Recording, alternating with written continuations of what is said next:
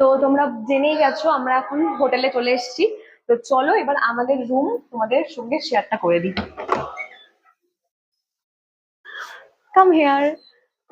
তো চলো, এ দেখো একটা বিশাল বড় মিরর দিয়েছে যেখানে আমি অনেকগুলো সেলফি নিতে পারবো এবং আমি ভিডিও বানাতে পারবো।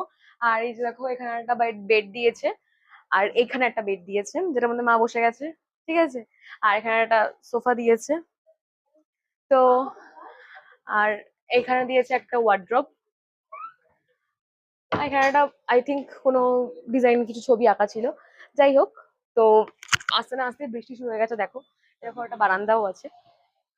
দেখো বৃষ্টি শুরু হয়ে গেছে। তো এই মুহূর্তে তো আমরা যেতে পারবো না বিচে, বৃষ্টি শুরু হয়ে গেছে যেহেতু।